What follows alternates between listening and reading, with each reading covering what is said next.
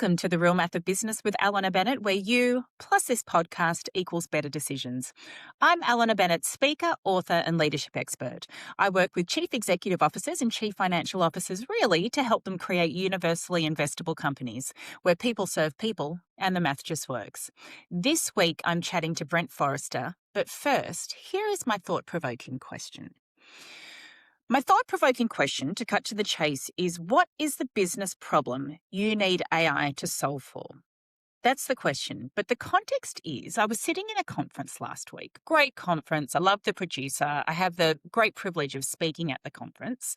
But I'm doing a bit of a roadshow with them. So I'm hearing several of similar topics happening every time I go, which isn't a bad thing, and it's by design.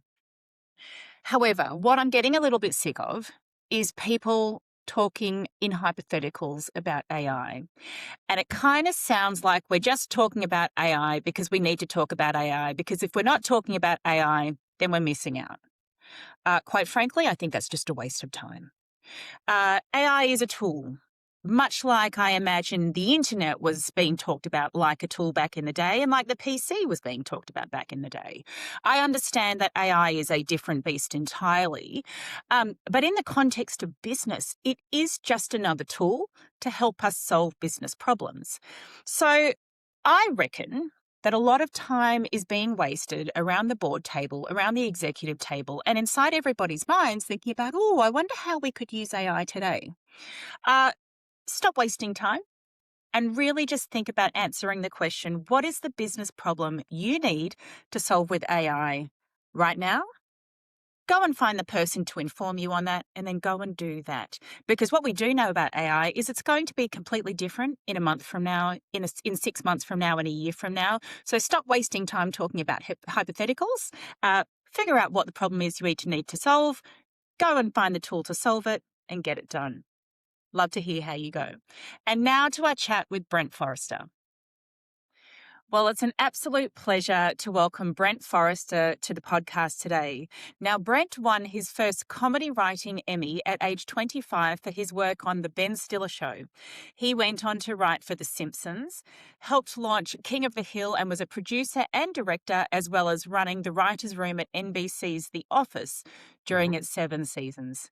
He's written for Late Night with Conan, HBO's Mr. Show, and The Larry Saunders Show, and continues to work as a head writer on Netflix shows like Judd Apatow's Love and Steve Carell's Space Force, along with Amazon shows like Greg Daniels' Upload and People of Earth. Wow, Brent, very impressive, man. Thank you so much for spending some time with us today. Thank you. It's such a pleasure. I promised I wouldn't fangirl because there is a lot to fangirl about here, just even, listening to all of the great work that you've done. So I am going to try and be really grounded here. I guess obviously everyone already is going, I just want to know more about this guy. And I'm really hoping that we can unpack some of, what you've done and how you've done it that has led to your success with such impressive credentials. I guess we may as well start with the fame element, right? What I would be most curious, or what I'm most curious about with famous people, is I am guessing, as a non-famous person, fame does not necessarily equal or equate to success, let alone financial success. So I'm kind of curious for you, given your long and impressive career, how has your definition of success evolved over time? What a great question. Well, luckily for me, I am merely a writer, and so I probably will never be famous. And I think that's probably a good thing. To be a writer in the entertainment industry is to have proximity to fame, because we're working with actors who either are famous or become famous. I've worked with so many people who were not famous and became famous. And so I can tell you the whole experience of observing that. But writers really, we don't ever, get famous. A guy who's way more famous than me, Judd Apatow, he was a guy I worked with early on in my career. He just said that when he walks down the street, if somebody says, hey, are you Judd Apatow? and he says no, they go, okay, and they keep walking. That's that's how little fame even a famous writer has. So, I remember working with Jim Carrey at one point when he was at the height of his fame. He had just done The Mask and Ace Ventura. We were working together on a movie called Liar Liar, and Jim Carrey was as famous as a person could be, and it was terrible. I looked at him and I was like, "Note to self: never become famous if you can avoid it," because it was a complete lack of freedom. He couldn't go anywhere. He was constantly mobbed by people, and people would just come up to him and say, "Can I have $100?" I mean, like 1 in 20 people would just ask him for money. So, I think it's not something to be coveted in and of itself. Even Jim, who I think of all people I know, sort of had a positive experience of fame because he Mm. really liked people. Even he told me that he hated that he lost his anonymity. He liked to be an artist and look at people and observe them and imitate them, and he couldn't do it once people knew who he was. So it's not something to be Ah. wished for, I would say. That's interesting. So I want to come back to your comment on Judd Apatow, because he is someone that is a famous writer, but is actually also now famous front of house as well now. Yeah, he's a What great was, director, a great yeah. director, and he's a great performer. He's a great comedy. He started out as a stand-up comedian. Judd is a guy who he got into college, but then his parents revealed to him that they had not saved any money for college, so he just didn't go.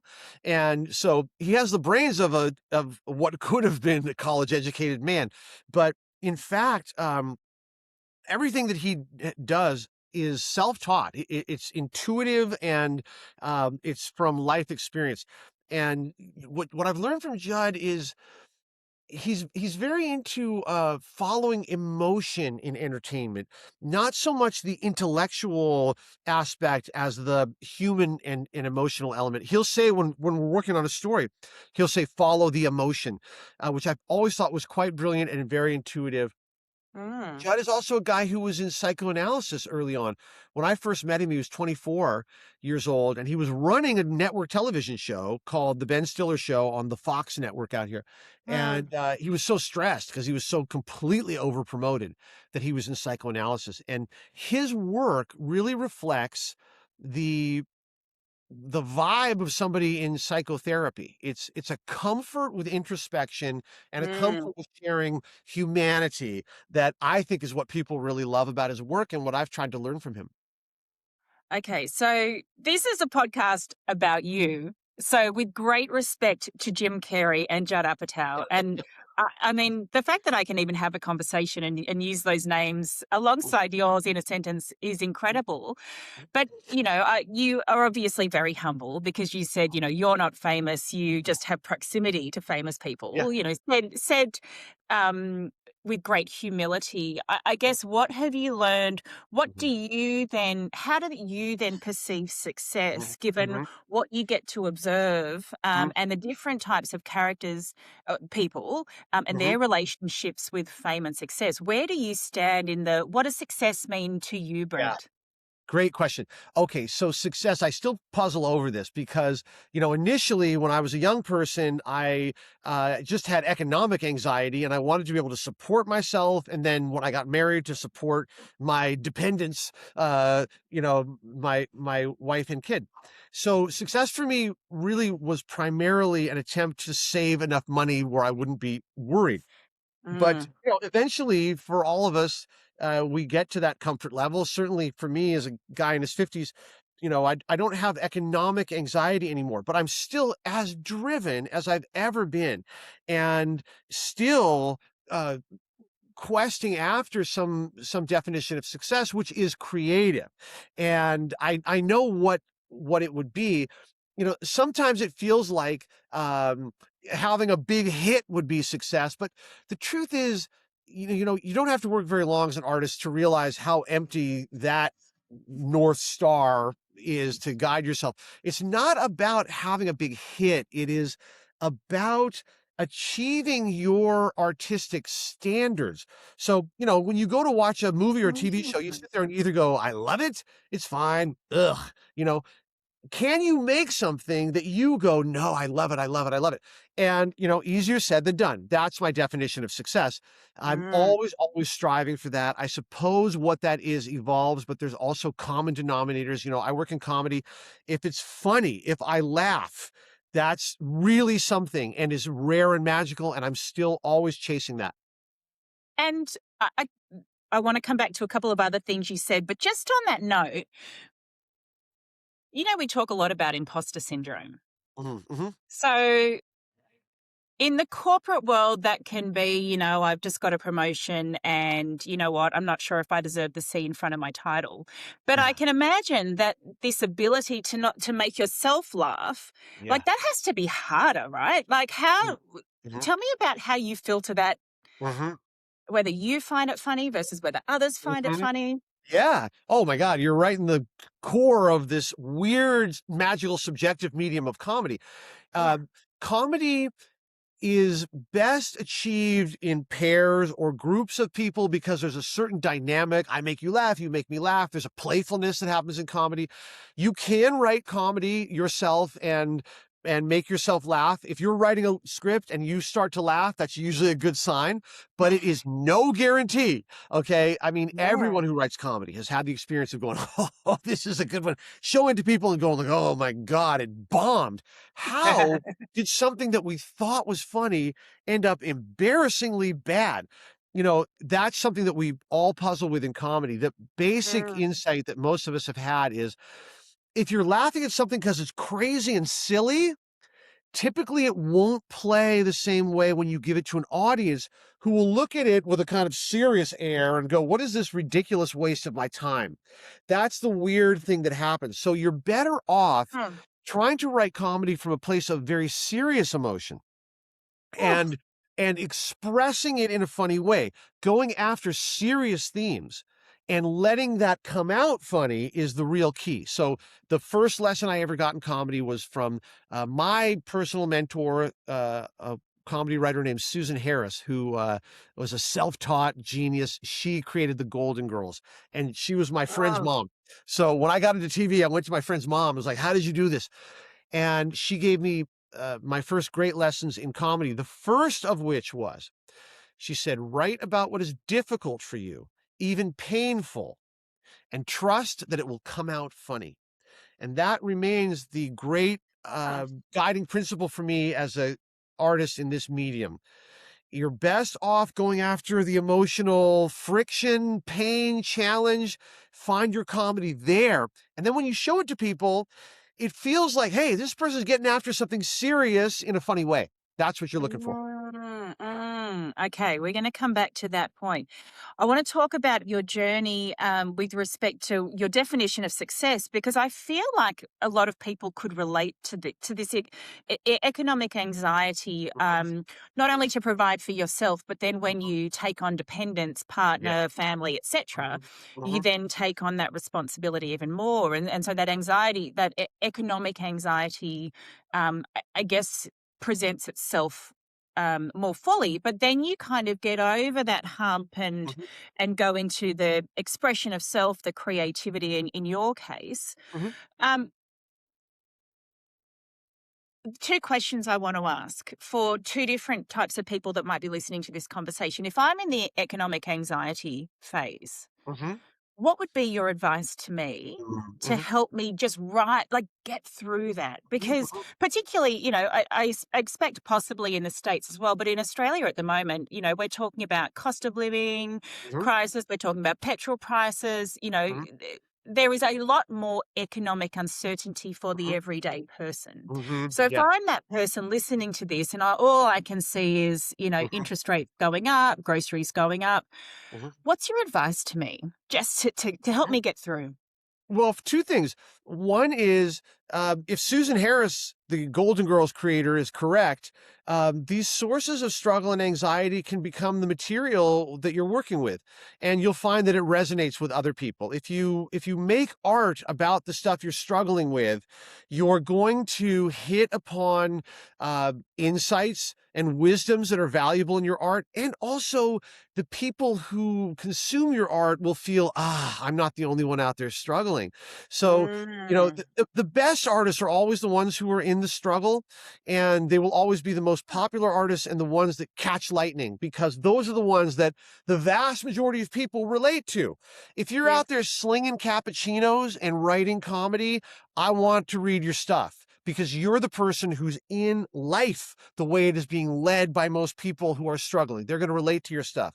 It's when people Yeah. get successful that they lose their edge, and they lose the motive to explore the difficult side of life, and so they become less relevant, for sure. I don't think that Mm. writers and artists lose their ability as they get older. It's just they lose the need to do it, Yes. and they lose their discomfort, which is part of what's driving them. So, lean into Huh. this struggle as an artist and write about your struggle, for sure. The other thing I would say is collaboration is the great, Mm. you know, antidepressant. As writers, especially writers work alone, and working alone is very, very hard. If, uh, Alena, when you are convicted of some crime and you have to go to jail, and you're Yeah. very, very bad in jail, they will put you in solitary confinement because that's considered a terrible punishment. And, as Mm. artists, sometimes we put ourselves into that, and we don't realize how hard that is. It's how they Wow. punish prisoners. So, recognize that collaboration and social engagement is how you get through the struggle that is a life in the arts, for sure. I, there's so much that I want to pick up there, but before we do, now you're in the search of creative success. Yeah. How do you keep your hunger and your drive alive, Mhm. knowing that you don't have that other hunger that's often sits with that economic anxiety persona? Right. Well, to be clear, I think I was uncommonly driven by economic anxiety, given my parents, who were just neurotic. It seemed like they had survived the depression themselves, and they pushed Huh. that neurosis on me. And so I still kind of have an anxious attitude towards work. Um, but I've had that forever, and all of the credits that you rattled off were during periods of nervous striving or sweaty support of family. So Yes. it's not ultimately a hindrance to creative work. And in fact, some degree of pressure is helpful to us. For writers Mm. especially, I always think you want to have a deadline of some kind, even if it is just email your friend and go, "I'm sending you a script at the end of the month." Mm. Pressure can be good. As artists, how do we know when our work is done? It isn't done. It's never done. It's done because you told somebody you're going to send it to them, or the network is going to air it, or the theater sold tickets for it, right? So, Yeah. um, deadlines are very useful that way. But your question was about how do I stay motivated now that I don't feel the wolf at the door Yeah. economically. Um, I still have massive creative ambition. Part of it is that I feel like, specifically on the TV show The Office, I was sitting in a room with like 12 writers, 11 of which have created famous television shows now. And I feel like, where's mine? It's a ridiculous form of Yeah. insecurity. You talk about imposter syndrome. I mean, I dream about it all the time, where like I'm locked out of the writer's room because I'm not good enough. I mean, there's been no there's been no evolution in my self-confidence, apparently. And so, it's cute. That's what drives me. I'm still trying to make Yeah. great stuff. Mhm, Oh, I love that so much. Well, so then that goes to the collaboration, right? Like, put mhm, yourself in a room with people mhm, that kind of scare the mhm, life out of you, mm. but in a positive way that drive you forward, right? I think so. I really believe in collaboration. I think about the different ways that people get motivated in life, broadly speaking. You have the corporate world, which is very comfortable motivating people by fear. That economic fear we talk Mm. about, Lee Yep. Iacocca, who was, what was it Ford, his company? One of the big automakers in America, Lee Iacocca. He wrote a book on business, and his basic advice was every year, fire the bottom 10% of your workforce. And it's Mm. basically just to terrify the 90% that are left. And that is absolutely understood as a legitimate way to lead. And you can feel even in my tone here how angry that makes me, because in the arts, I find that people are led best in the opposite way, which is excitement for the project that we are creating together and the meaning of that project and the fact that we can do it and how good you are at it and how good you were yesterday. That kind of rallying energy, I think it's as powerful in terms of motivating Mm. people as fear is, Lee Iacocca. And it's sustainable the way fear is not, and ultimately, it's the way you want to live Mm. anyway. So Yeah. that you find is a more common leadership style in the arts. It's not universal. I've had tons of frickin' writers' room leaders who led with kind of neuroses and anxiety, which is not Mm. good. But I noticed that the directors on set, that's where I saw where you have actors who are so emotionally sensitive. We're asking them to Yes. be so present and believe that they're in a scenario that's outside of their control and show us those emotions and have it right there at the surface. And in that environment, you must have positive reinforcement leadership, Yeah. or you actually do, as they say, violence to the emotions of the actors. So when you realize that artists have an increased sensitivity and are better led through positive reinforcement, Yeah. you can see a whole different leadership style that I'm very attracted to. Yeah. We need to get to a ratio of math and people, but but I want to spend just we're starting to get a view around collaboration, leadership that I love is not violence to the emotions of the people. I love that so much. Yeah. Um, let's just very quickly, before I ask you to create your ratio, um, Mhm. we've talked about fame and we've talked about success, but what numbers matter in Mhm. your industry? When we're Mhm. talking about, I mean, I don't know if it's just dollars. I don't know if there are numbers that are not dollars. Can you Mhm. tell? I don't know what they are. Yes. Well, that's a great question because, with the advent of streaming, first with Netflix, Mm, and yep. now, of course, Amazon, et cetera, and all the streamers, they started this real metrification of entertainment where they tell the Uh, creators at the end of the season, well, episode one did pretty well, but you had a 22% drop off in episode two. And in episode three, you started high, but dropped off and then came back. And they'll tell you exactly the numbers. And it can be very hypnotic to the creators to think about why things are working and why they aren't. But I don't think ultimately it is of tremendous help to the creators. The same principles that we were going for before still apply. We're trying to make stuff that is interesting and relevant, and when we do, the numbers will follow us. It's part of why it's getting more difficult, I think, to develop new shows in the current, certainly American entertainment landscape. So I'll just talk about television, which I know best. yeah. The traditional network television production process involved what they call development, where the NBC would say, "Okay, writers, it's pitching season. Bring me 100 writers. Let me hear 100 pitches." And they would hear 100, and they might buy like 60 scripts. Write that, write that, write that. It will help you write it. And okay, now we'll get all the scripts in. Now let's make 12 of these into pilots, and then of those, 6 will go on the air, and then 4 will survive. That was the way it went. Now it feels like a fraction of scripts are getting made, and they're trying to only buy things that already have a famous person starring in it. And it's Oh. understandable, but I think that's part of the chasing the numbers aspect. What it's going to do for the creators is first demoralize them and then give them a huge opportunity. So the demoralization stage is happening now, where all the writers are like, how do I eat? I used to pitch and get a script bought, and now there's no buying. Okay, that's the demoralization phase.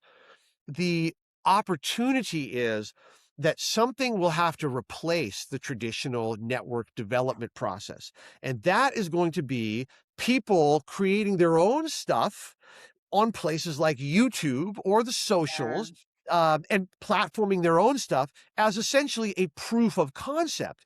Make a YouTube Mm. series that gets 50,000 hits, and suddenly NBC goes, "Oh, that thing already has some built-in popularity, and we can see it and see that it could be upsold to a Peacock show or a Netflix series." So, um, I think development is going to move outside of the networks onto places like YouTube. We're already seeing this happen. The talk this week is all about Backrooms and Obsession and these movies that came out of YouTube that are Yes. number one at the box office. So some of us, me included, are thinking the same surely is possible in comedy. I'll drop a little a promo for myself here. July 4th, I'm launching a YouTube channel. And on it, I'm going to drop a series that I'm creating myself. It's a show that I've tried to sell to the networks in various forms for 30 years. And it's just too, um, in a sense, dangerous for the networks, which is what comedy writers love. Oh. It's a show about it's a workplace comedy set in a historical reenactors site where they pretend it's 1776 and it's the American Revolution, right? It's almost obviously funny with the costumes, but it's also so clearly a way to do comedy about the culture in America as it is now. No one would ever buy this thing from me, so I just made it, and I'm dropping it on my YouTube channel. Let's see what happens. Okay, will I be able to garner a following? Will I be able to do something different than what you're seeing out there, yet still Mm. appropriate to all viewers? That's my feeling for what you're going to see a lot of. I surely am not the only person doing this, and I will definitely not be the last. But that's the way I'm looking at the future, and it comes out of the metrics. I'm running from the people that are so numbers focused that they cannot imagine doing something different, because something different by definition has no numerical support behind it yet. So, Brent, I know I'm already going to tee up part two to this talk because you keep saying things and I want to go down there, but we do need to get to the ratio. But before we do that, I want to clarify or clarify one thing, emphasize another thing. I'm so pleased you mentioned Backrooms because Mm, my eldest, who is only 14, keeps saying, "Mom, can I go see Backrooms?" And she's mhm, shown me the YouTube thing mhm. and I still don't get it.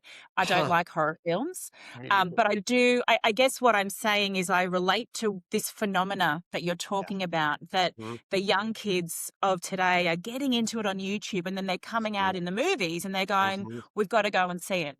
mhm, Like, I mhm, just think it's fascinating. mhm, Um, you, the July 4th, which will be July 5th our time, how mhm. do I find your YouTube channel? Is it under your name? Is it under a different name? Because I want to make sure I'm all over it from the beginning. Thank you. Thank you. Okay, so in the pandemic, I started teaching comedy, and I I started calling myself by a nickname. So Brent Forrester. When I sign my emails, it's B period FO Bfo, and I started teaching under the name Professor Bfo. So my YouTube channel is Professor Bfo. Professor Bifo. BFO, Professor BFO. I love it. Professor Bifo. I love it. I love that I'm also friends with a guy called Professor Bifo as well. I think that's cool. Well, the way you spell Beefo is very controversial amongst my comedy writer friends. Some spell it BEEFO, like, like a beef hot dog or something. Beefo, like a Yeah. clown. And then at least one of my friends feels it should be BEAFAUX, the French way. Beefo. Oh, But my, Bifo. See what lands, eh? Now we've got to go to the ratio, people to math. We've talked a lot about people. We've talked about the impact of the math on your industry, which I think is fascinating. Mhm. Before I tell you or share maybe why I think it's fascinating, uh, what do you, when it comes down to the real math of business, if you were to create a ratio, people and math, Mm, what is your ratio of success? wow. Well, to me, I hear that as like creative inspiration to craft in a way. Comedy is often referred to as a magical entity that cannot be taught. And indeed, there is a certain kind of energy to comedy that seems to defy science. On the other hand, there is a ton to the structure of comedy. Anybody who studies comedy will learn about the rule of three. I have a formula that I created as a young comedy writer: J over T equals F. Joke over time equals funny. If you increase T, the time, the funny gets smaller. It's just a way of saying, keep your punchlines tighter, and it actually is funnier. So there are formulaic and geometrical and mathematical elements to comedy for sure. I was not considered funny when I was a kid. I was a very nerdy short story writer, and learned comedy in my 20s. So it's just a way of saying that a scientific approach to comedy can work. It's been the secret for me.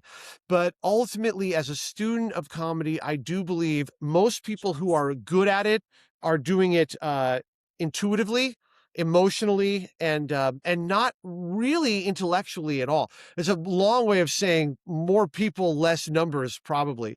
Uh, it's And the arts. if I were to ask you to put numbers to it, what would those numbers be? Okay, and we're talking about uh, as a formula for what exactly? As a If I'm trying ratio. Mhm. But a ratio of what? Like of what I observe in the world of comedy or in the process? Can you be more specific with the question? Let's do both, because Mhm, what we've found when we've asked this question is everybody has their own way of contextualizing what the most useful ratio is. And mhm, many of them provide us several ratios. mhm. So I would be interested in both of those paradigms that you just shared. There's a creative versus critical distinction that may be useful to you here.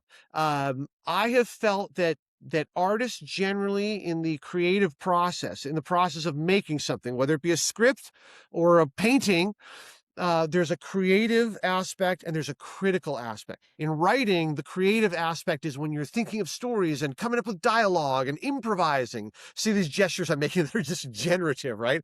And then there's the critical side where you go, okay, of all those ideas we had, which one is best? Of all the dialogue we improvised, which is kind of been done before? What here is extraordinarily original? What is offensive? That's a critical mind faculty. Those two parts of the human mind must both come into play. You can't create with the critical, and you can't create well without it. But Mm, you must A, try to separate the two. Don't do both at the same time, or you get writer's block as you try to create, but you criticize yourself out of it. yeah. And then what ratio? I mean, I would say probably 80-20 creative to critical. And maybe that's also Yeah. people to math. The other way that I'm tempted to answer your people to math ratio question is in terms of AI, which is on everybody's mind. You know, uh, I have something very strong to say Mm. about AI in favor of people here, which I hope is what you were looking for. Um, like everybody who's doing anything, I'm worried about being replaced by AI. When I sit there writing, I sometimes go, "Oh, I bet AI could do this faster." Right? Is there anybody who isn't doing that? And okay, and yet, I firmly believe that at least in the area of the arts, AI can never replace artists by definition. And the reason is because Mm. when you are truly entertained by something, it generally has an aspect of, oh my gosh, I felt that too. I've been through that too. I thought I was alone when I felt that, but you felt that too. And just knowing that somebody else experienced it is the entertainment.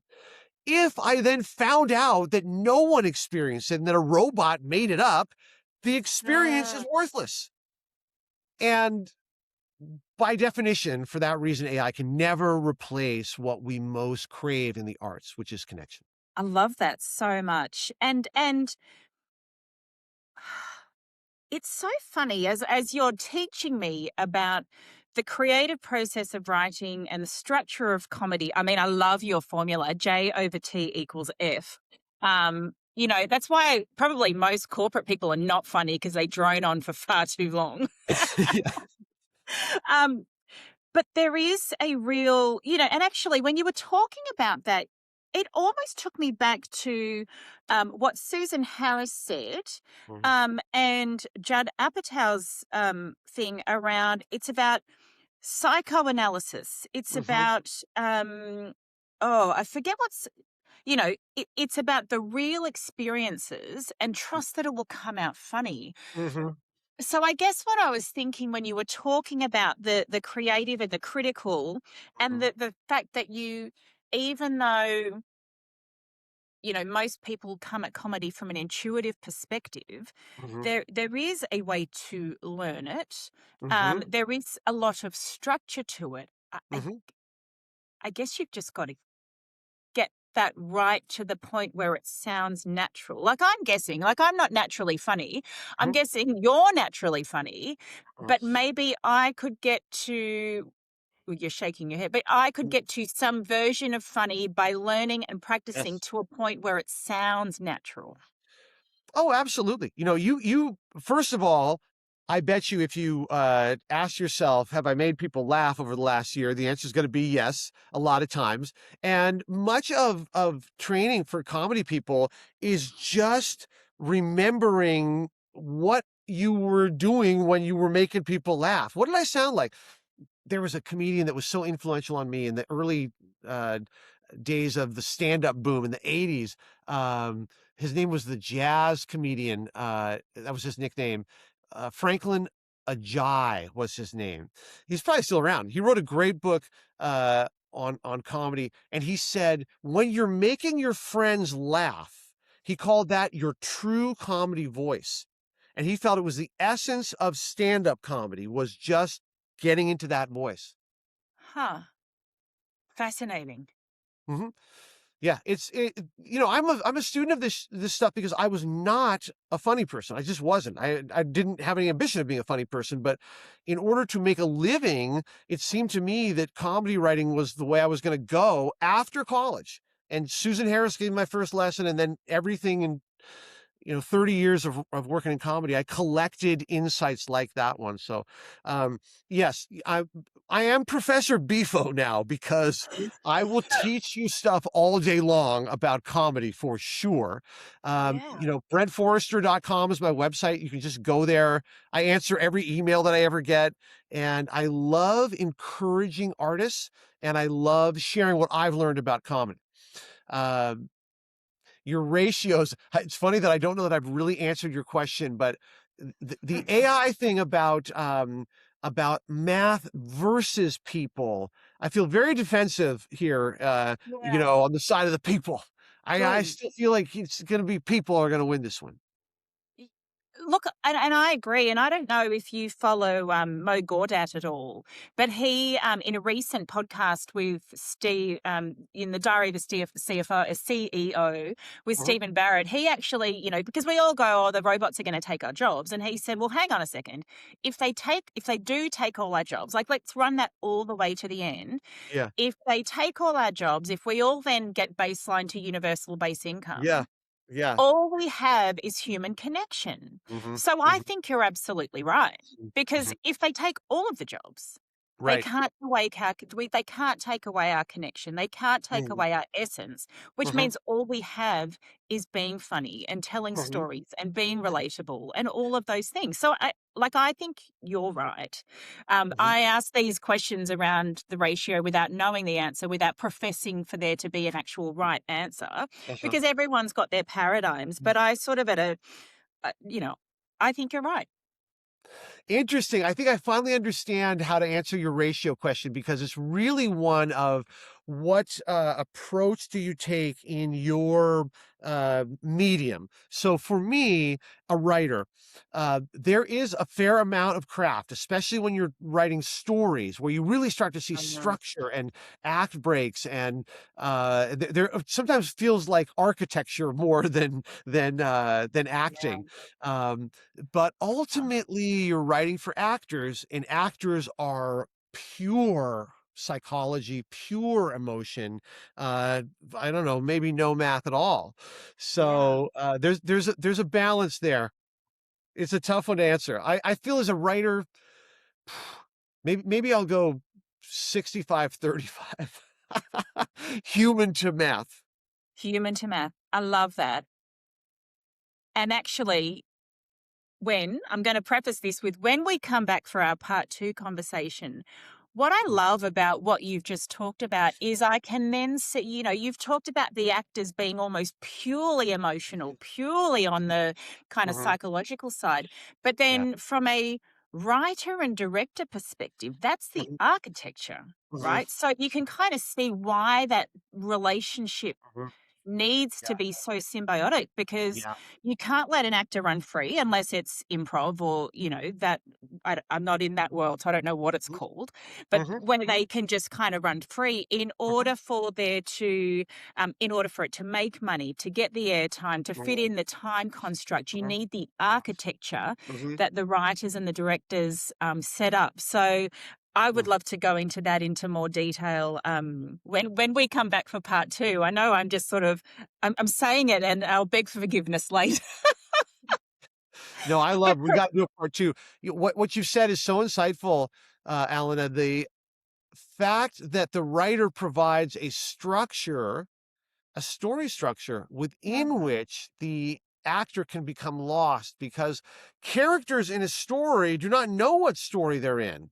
And so the writer has to know that and give them the scene in which to embody it. Yeah, you're reminding me of what a strangely mystical thing it is to write uh stories for actors. yeah. I love it. I love it. Professor Bifo, thank you so much for your time today. I will be tuning in July 5th our time, July 4th Yeah. your time. Is there any relevance for coming out on Independence Day? Heck yeah. The whole show is about reenactors at an American history site where they pretend it's, the revolution. And the main characters are a guy who plays Thomas Jefferson, one of the founding fathers, who owned 200 people. When I was a kid, they kind of buried that part. Okay. Now we're sort of like, excuse me, why is this guy on our money? So the other main character in the comedy is the guy playing Jupiter Evans, the manservant of Thomas Jefferson. He's a black man who is playing the enslaved property of Jefferson. And the two actors I got are so funny, Seth Morris and Wayne Wilderson, along with the young Ji Young Han, who plays a Korean immigrant woman who owns the place and dresses up as Uncle Sam.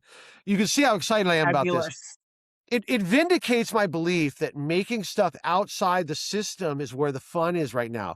It's just impossible to get this made on network TV, and yet when you see it, you'll be like, "How did nobody ever make this?" Right? Yeah. So, thank you for tuning in and tell me if I'm I love crazy. it.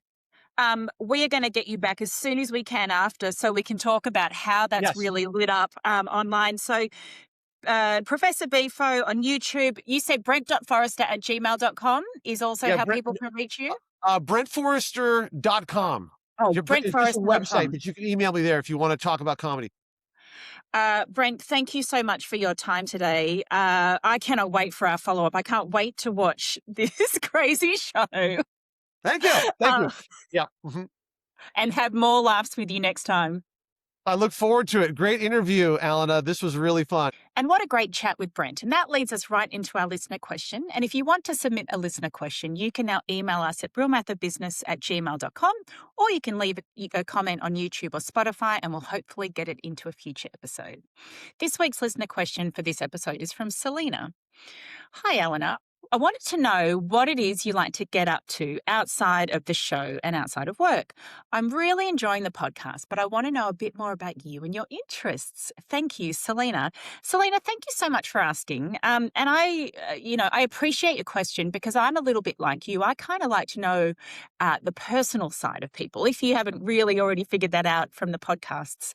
Um, I love to go to the beach. I like to keep things simple. That's probably the first thing I should say.